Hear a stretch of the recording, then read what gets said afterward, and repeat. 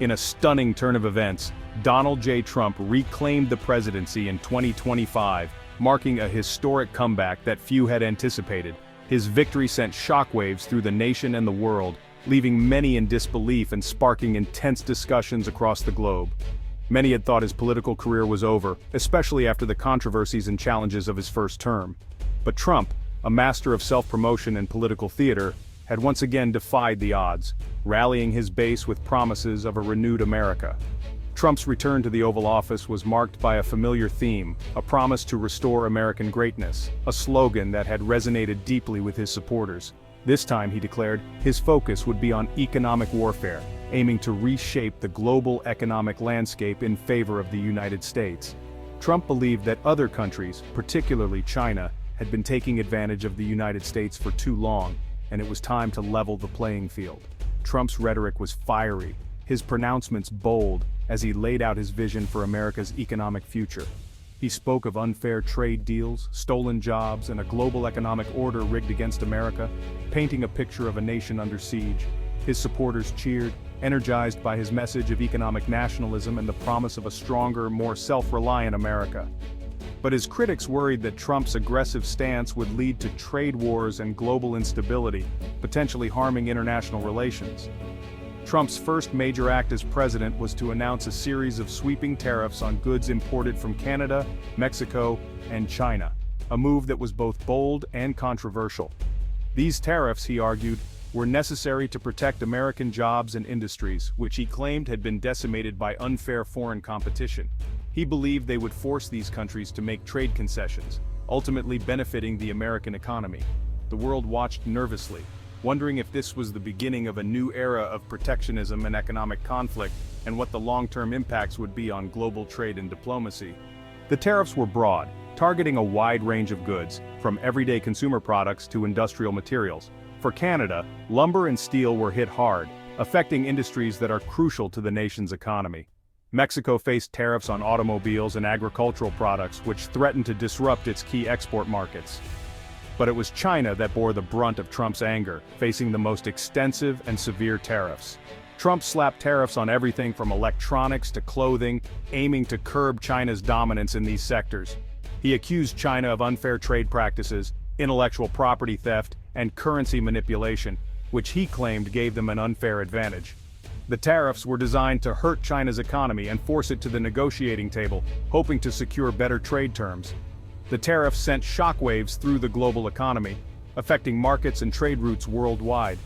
Businesses large and small braced for impact, with many fearing the long-term consequences of these trade policies. Economists warned of higher prices for consumers, disruptions to supply chains, and slower economic growth, painting a grim picture. The stock market, a barometer of investor confidence, gyrated wildly. Trump, however, remained defiant, standing by his decisions. He insisted that the tariffs were necessary to protect American interests and to level the playing field. He believed that any short-term pain would be outweighed by the long-term benefits of a more favorable trade balance, promising a stronger economy. The world held its breath, waiting to see how China would respond, knowing that their reaction could reshape global trade dynamics. Canada and Mexico, caught off guard by the sudden tariffs, reacted with a mixture of anger and dismay. Both countries had long been close allies of the United States. They were also major trading partners, with their economies deeply integrated with that of their powerful neighbor. The Canadian government, led by Prime Minister Justin Trudeau, responded with measured defiance. It condemned the tariffs as unfair and unjustified. It also announced retaliatory tariffs on a range of American goods, including bourbon, orange juice, and playing cards. Mexico, under President Andrés Manuel López Obrador, adopted a similar approach. It denounced the tariffs as protectionist and harmful to the Mexican economy. It too imposed retaliatory tariffs, targeting American products like pork, cheese, and steel. The trade war, once a distant threat, had become a stark reality. China's response was swift and forceful. The Chinese government, under President Xi Jinping, viewed the tariffs as an act of aggression, a direct challenge to its economic and geopolitical ambitions. China, the world's second-largest economy, was not about to back down. It retaliated with tariffs of its own, targeting key American exports like soybeans, automobiles, and aircraft. The tariffs were carefully calibrated to inflict maximum pain on American businesses and industries, particularly those located in states that had voted for Trump. The trade war between the world's two largest economies escalated rapidly. Each side accused the other of bad faith and unfair practices. Negotiations stalled, and the rhetoric grew increasingly heated. The global economy, already fragile, teetered on the brink. The Panama Canal, a new old problem. As if the trade war wasn't enough, Trump reignited a long-dormant geopolitical dispute, the Panama Canal. This move added another layer of complexity to an already tense international landscape. The canal, a vital waterway connecting the Atlantic and Pacific Oceans, had been under Panamanian control since 1999, when the United States relinquished its century-long lease. This handover marked a significant moment in Panama's history, symbolizing its sovereignty and control over a crucial economic asset. Trump, however, argued that the United States had made a mistake by giving up control of the canal. He suggested that this decision had weakened America's strategic position in global trade and security. He claimed, without evidence, that China was using its influence to gain a strategic foothold in Panama. According to Trump, this posed a direct threat to American interests in the region. He vowed to take back the canal, raising fears of a military confrontation. This aggressive stance alarmed many, as it hinted at the possibility of escalating tensions into a full-blown conflict. Trump's pronouncements were met with disbelief and condemnation. International leaders and analysts were quick to criticize his approach, calling it reckless and inflammatory. Panama, a sovereign nation, rejected his claims as ludicrous. The Panamanian government emphasized its right to control the canal and dismissed Trump's assertions as baseless.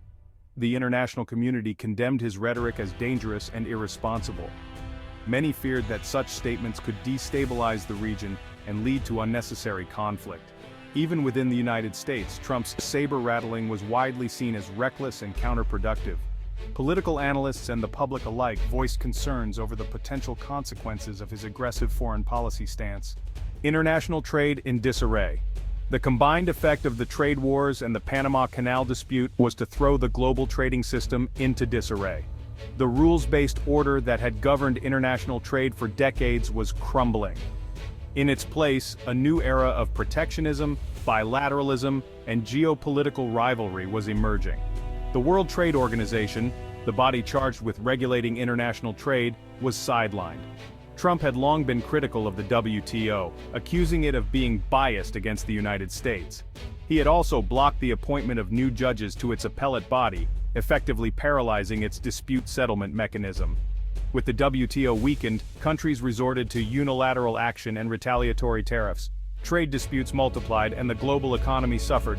The dream of a world united by free trade seemed increasingly distant. The world reacts. A chorus of condemnation. The international community reacted with alarm to Trump's actions. Leaders from across the political spectrum condemned his tariffs, his rhetoric, and his disregard for international norms. The European Union, a close ally of the United States, found itself caught in the crossfire. Trump had imposed tariffs on European steel and aluminum, and he had threatened to do the same on European automobiles. The EU responded with tariffs of its own, targeting iconic American products like Harley-Davidson motorcycles and Levi's jeans.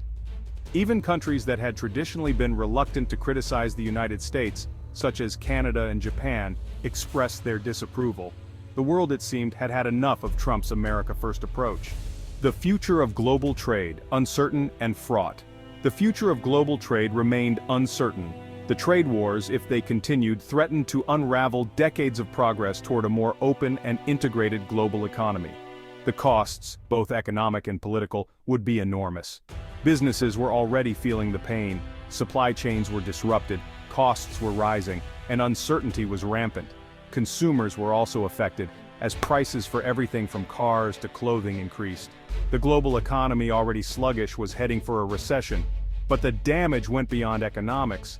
The trade wars were also undermining trust and cooperation between nations. Alliances were strained, and the multilateral system was under threat. The world was becoming a more divided and dangerous place. Sovereignty or hegemony? A question for our times. Trump's actions raised profound questions about the nature of sovereignty and the future of the international order. Was the United States, as the world's sole superpower, entitled to act unilaterally to protect its interests, even if it meant violating international norms and alienating its allies? Or did the United States have a responsibility to work within the multilateral system, to uphold the rules-based order that it had helped to create? These were not easy questions, and there were no easy answers. But they were questions that the world could no longer afford to ignore. The stakes were high, not just for the United States, but for the entire world. The future of global peace and prosperity hung in the balance.